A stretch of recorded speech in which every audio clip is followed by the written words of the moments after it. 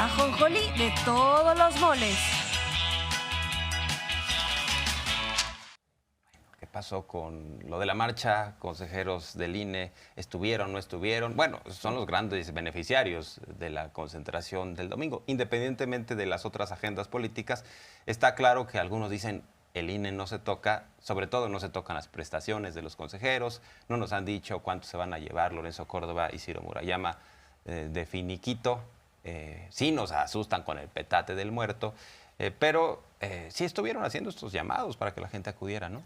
Estuvieron haciendo estos llamados y fueron a la marcha, lo cual pues, hay que decirlo, no es que sea ningún delito, pero porque lo esconden. O sea, la cosa aquí es que después de la marcha, al día siguiente, el presidente saca un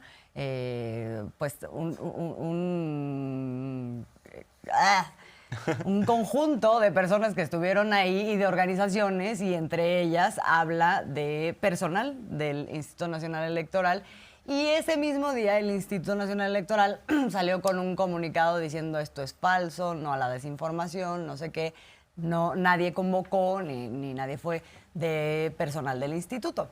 Entonces, ¿qué es lo que pasa hoy en el quién es quién de las mentiras? Pues lo que se exhibe es que sí convocaron y sí fueron algunos consejeros y otra parte del personal. Vamos a ver. Aquí vemos este tuit en el que niega que integrantes del INE hayan sido organizadores ni oradores. Nosotros tenemos otros datos. Lo que dijo Ciro Murayama es falso. Les vamos a mostrar a un consejero del INE que estuvo en el Zócalo y varios integrantes más del Servicio Profesional Electoral que participaron en la manifestación del 26 de febrero. Ellos mismos compartieron en sus redes sociales que habían acudido. Luis Fernando Benítez Mejía es vocal ejecutivo de Junta Distrital número 23 de México, Lerma de Villada. Elizabeth Hernández Loyola, vocal de Capacitación Electoral y Educación Cívica de la Junta Local Ejecutiva de Morelos. Alan Giovanni Vadillo Carmona es encargado de la vocalía Organización Electoral de la Junta Distrital de la Ciudad de México. Karen Anel Botello Sáñez, ella es vocal ejecutiva de la Junta Distrital número 27 de México, Metepec. Marcelo Javier Almeida Villa, vocal de Capacitación Electoral y Educación Cívica de la Junta Distrital número 2 de Baja California Sur, San José del Cabo. Janet Piteros Méndez, vocal de Capacitación Electoral y Educación Cívica de la Junta Local Ejecutiva de Sonora. También Aarón David Fernández García, vocal ejecutivo de la Junta Distrital Ejecutiva número 5 de Tamaulipas, Ciudad Victoria. Laura Araceli Lozada Nájera, consejera del Instituto Estatal Electoral de Hidalgo. Bueno, preguntabas, estimada Azul, que por qué lo esconden. Pues de entrada porque querían pasar esto como una manifestación orgánica, ciudadana, ¿no? Espontánea. E incluso nos dijeron, hay una serie de organizaciones, dieron una lista que francamente son membretes, ¿no? O sea, organizaciones hechas al vapor para tratar de lavarse un poco la cara a los partidos políticos, porque fue una manifestación de la oposición del PRI, PAN, PRD, por eso estuvieron Alito, Zambrano, Marco Cortés, y también sus huestes. Digo, se vale, pero que no nos quieran vender piñas, no nos quieran decir, ahora resulta que todo esto tiene que ver con una expresión popular porque la gente está muy inconforme con el plan B de la reforma electoral, cuando incluso la reforma constitucional que implicaba bajar presupuesto a partidos, menos diputados, menos senadores, esa que no pasó porque se requerían las 2/3 partes del Congreso, bueno, esa sí la apoyaba la gente. Entonces, pues no tiene sentido que nos digan que hay ciudadanos muy preocupados porque van a ganar los consejeros electorales menos que el presidente, como lo indica la propia Constitución. Como no tenían una explicación muy clara, muy racional, empezaron a decir, no, nosotros no somos, y luego sí somos, aparecemos, pero no aparecemos, o sea, en su propio laberinto, ¿no? Sí, y lo que es importante también es reconocer cómo se vincula esto, en donde se trata de esconder esta participación, esta convocatoria, que viene desde grupos de poder político, económico, mediático, etcétera, y de los propios consejeros electorales, junto con toda una campaña de desinformación sobre lo que es la reforma electoral, que es lo que agarraron como pretexto y que quedó muy, muy exhibido pues a través de testimonios de quienes asistieron a la marcha y que fueron recuperados por diferentes medios de comunicación. Hoy se pasó un fragmento de lo que fueron varios de estos testimonios. Vamos a ver. ¿Pero crees que el INE va a desaparecer con el plan B de AMLO? Pues no desaparecer, pero sí puede ser que pierda el control y lo tome el poder, y no queremos estar en un país donde exista nuevamente la monarquía y sea, ahora sí que las decisiones por una sola persona. ¿Ustedes defienden al INE? ¿De qué? ¿Ustedes defienden al INE? ¿De qué? El PAN. Del PAN. Estamos con Lili Telles y vamos a seguir aquí en las convocatorias que hagan esta y las veces que sea necesario, pues vamos a estar aquí. ¿Ustedes ya revisaron la ley? ¿Ya saben cuál es la reforma que se va a aplicar? Pues oímos aquí y allá, no mucho, porque no platican mucho, pero que alcanzamos a oír, sí. Y está muy, muy mal, porque nosotros somos católicos, apostólicos, romanos, y eso no nos conviene. Esas leyes son totalmente opuestas a nuestras costumbres, a nuestra religión, a nuestra identidad como personas, como seres humanos. Muy bien. A nuestra libertad, ataja totalmente nuestra libertad. ¿De qué hay que defenderlos? De los malos. ¿Y qué están haciendo los malos? Robar. ¿Quiénes son los malos? Ay, si no sé bien, ¿tú? Bien, ¿cómo ves el plan B de reforma? ¿Veniste a protestar en contra de él? Está. ¿Por? No es conveniente. ¿Por? Pues el INE tiene que ser el INE lo puso a él. ¿Y tú cómo ves que el plan B hiciera que el INE dejara de ser el INE? Pues ay, si no sé bien, no lo he analizado tan profundamente. Me molesta, igualmente me molesta, o sea, no está pensando en el pueblo, o sea, la gente, él está pensando en sí mismo nada más, sin realmente pensar en lo que son las necesidades de todo. Hoy de lo que queremos es seguridad y es lo que él quiere cegar a la gente y eso no lo debemos de permitir. ¡No se va a volver a postular! ¡Estás derrotado, AMLO! ¡Estás derrotado, AMLO!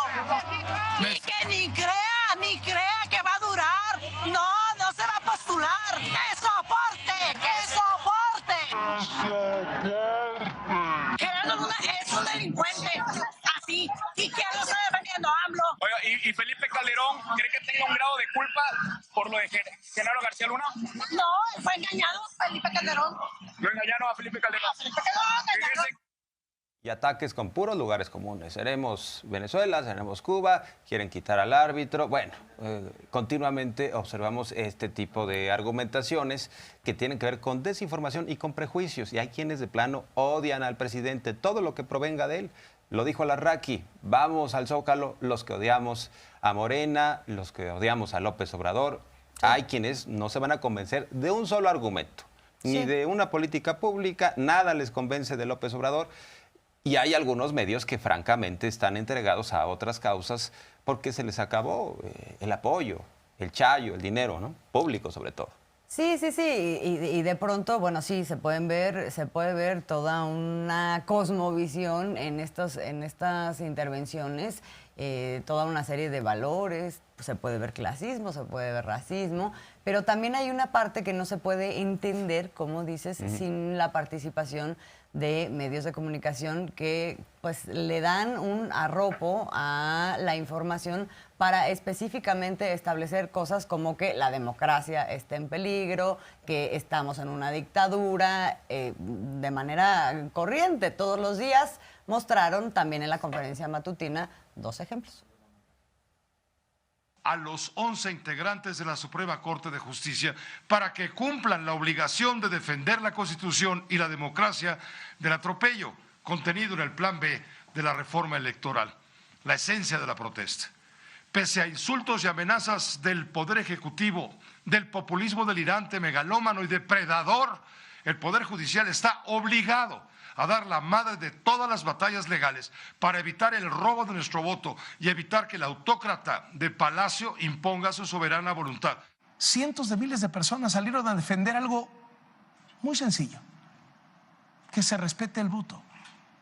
Que el gobierno no controle las elecciones ni le arrebate a México la democracia. El INE no se toca.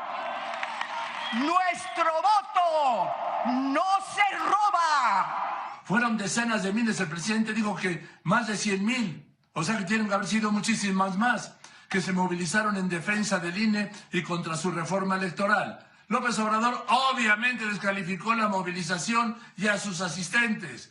Dijo que fue organizada por el bloque conservador con el fin de seguir robando. Que le hubiera preguntado a la gente ayer, se hubiera asomado de la valla. Sí se escuchó también el... Ay, qué gritos, Joaquín, ¿no? Pero bueno, les faltó decir, Alito no se toca, García Luna no se toca. Esas causas también enarboladas por la oposición. Ahí estuvo Roberto Madrazo, que tampoco se toca, ¿no? Que nos diga, Loret, de cómo es la participación de Roberto Madrazo, quien saqueó el Estado de Tabasco.